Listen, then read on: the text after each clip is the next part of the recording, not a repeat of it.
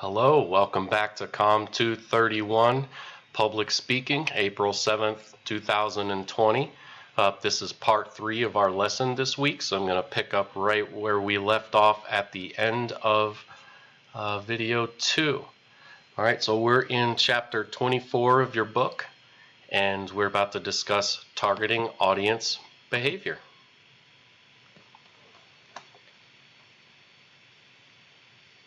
Alright, so when you're targeting your audience's behavior, there's a theory called the expectancy value theory, which states the audience acts according to perceived costs and benefits or value associated with a particular action. So we consider our attitudes about the behavior and what other people important to us might think. And we develop expectations about what will happen if we do or do not take a certain action.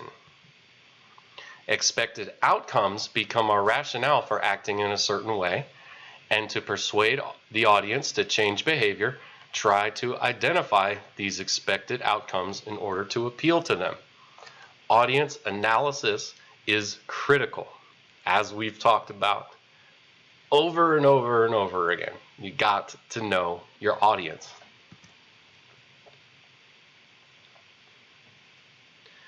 So 1, you want to investigate listeners' attitudes toward the specific behavior you're targeting in your speech. For example, taking vitamin supplements, purchasing a hybrid car, adopting a vegetarian diet, etc. Identify listeners' beliefs about the consequences of their behavior.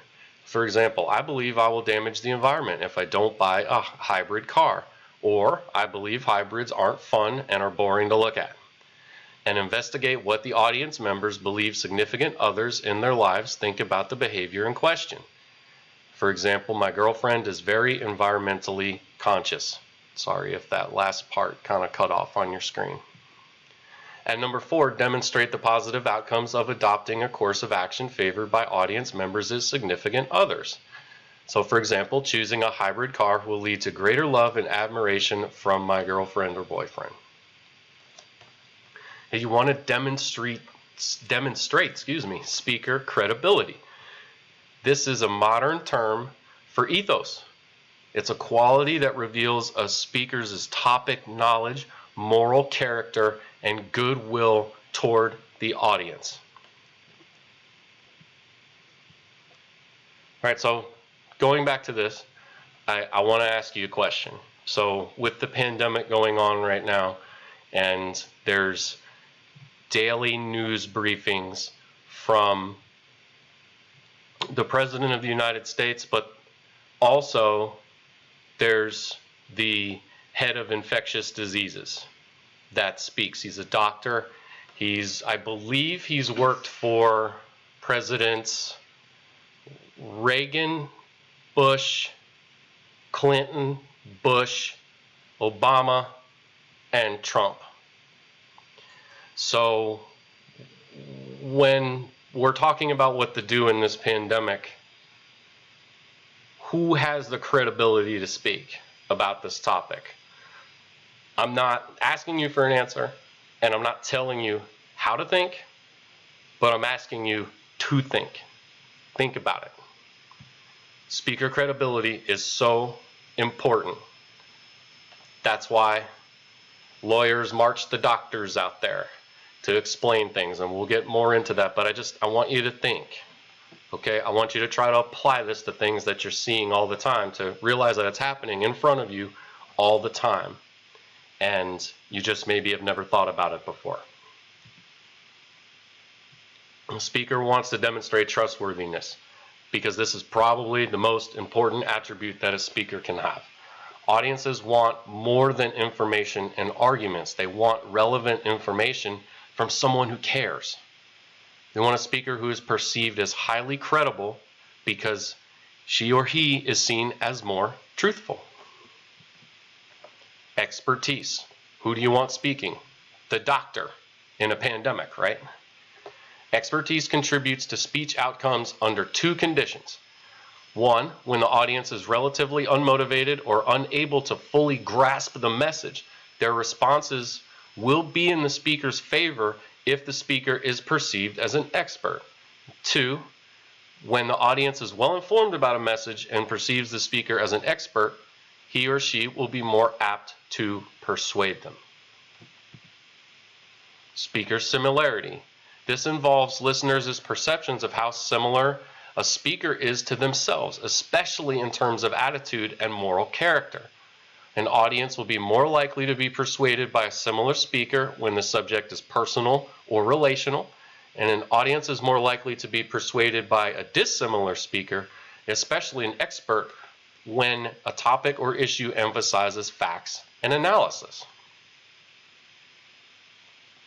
So building speech credibility. The initial credibility, the speaker information prior to the speech, the reputation of that person, the physical appearance of that person, and the nonverbal behavior of that person.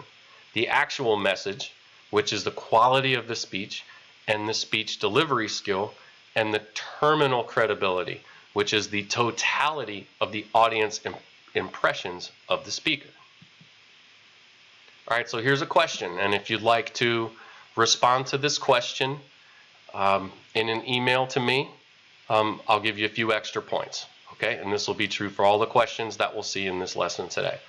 So which theory explains how listeners are concerned with what their family and friends think about their behaviors? So send your response to me and I'll give you a few extra points, okay? All right, so that's the end of chapter 24. I hope that you found that to be a pretty interesting chapter. All right, so we're going to go into chapter 25, which is developing arguments for the persuasive speech. All right, so what is an argument? An argument is a stated position with support for or against an idea or an issue. An argument has three core elements: the claim, the evidence, and the warrants. A claim, or a proposition of something, is a declaration of a state of affairs. It conveys the speaker's position, and the speaker must provide proof or evidence to support the claim and make it convincing. Evidence is supporting material that provides grounds for belief in a speaker's claim. So this would be statistics or it would be testimony. If evidence is believable, then the claim is more acceptable to the audience. And finally, warrant. It justifies why evidence proves the claim.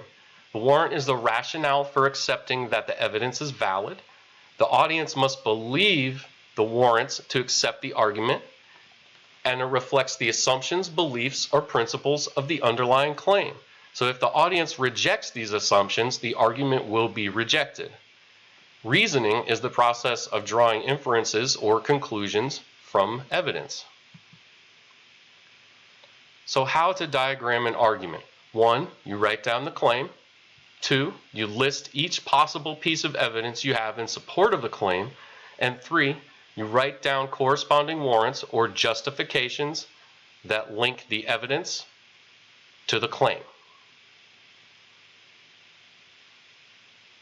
Okay, here's a diagram of how these all run together, and this is in your book, in your ebook, in chapter 25.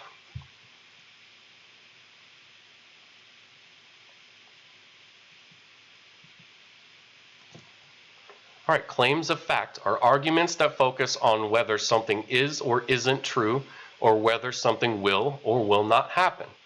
And these address two kinds of questions. 2 or more competing answers exist, and then you have a speculative claim, which addresses questions for which answers aren't yet available.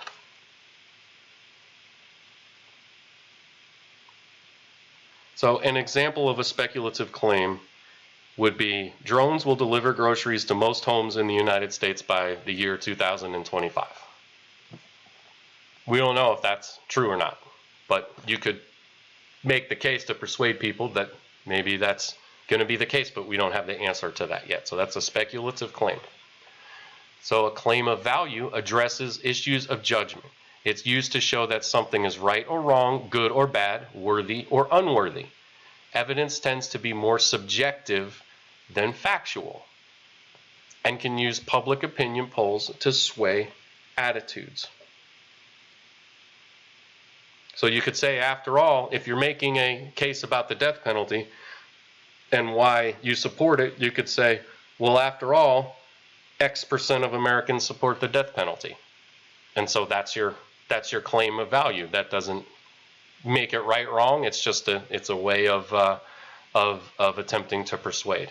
Now you could do claims of policy. This is what your persuasive speech assignment is asking you to do. Or recommend a specific course of action be taken or approved. You speak to an ought condition. Better outcomes would be realized if the proposed condition is met. This involves claims of fact as evidence and often involves claims of value as evidence.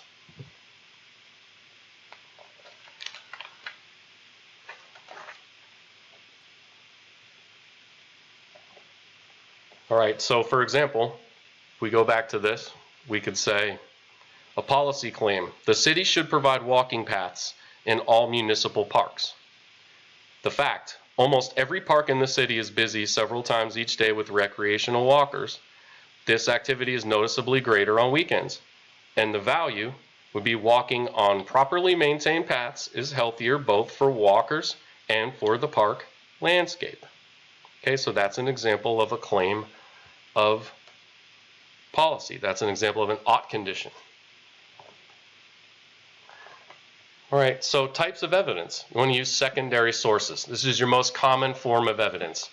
These include examples, narratives, testimony, facts, and statistics.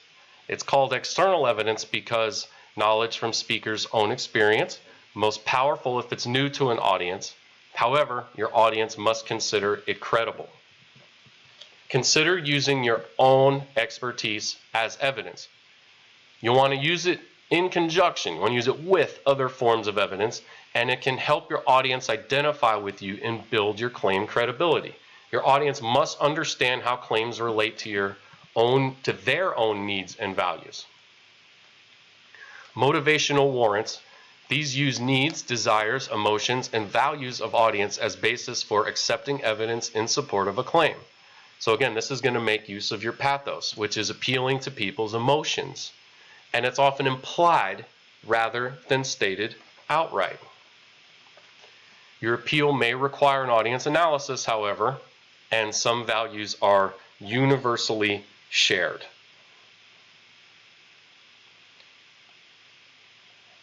So a great example of a motivational warrant, right? When you see those commercials and they're asking viewers to give just pennies a day to sponsor a starving child in a distant land. This is from your book. The claim may say, you can easily afford to join this organization dedicated to ending the hunger of thousands of children. The evidence may be stated as, for the price of one soft drink, you can feed a child for a week. The warrant is something like, you don't want any child to starve or go without proper medical care. And a lot of the time, as it says here on the screen, a motivational warrant is implied rather than stated outright. So in terms of the ad to support a starving child, we don't have to be told that we don't want children to starve. If the value or desire is meaningful to us, then we will realize that instinctively. And so we've all seen those commercials, or those heartbreaking commercials, or the heartbreaking commercials about the rescue dogs and the rescue cats. That this is exactly what they're doing. So I wanted to point that example out to you because this is all happening in front of you all the time. You may just have never realized it. And so you can incorporate this same type of persuasive technique into your speech. All right, I'm gonna stop right here because I'm coming up at my time limit. So I look forward to seeing you in part 4 of this video, where we'll finish discussing chapter 25 and maybe chapter 26. So thank you very much. See you in a little bit.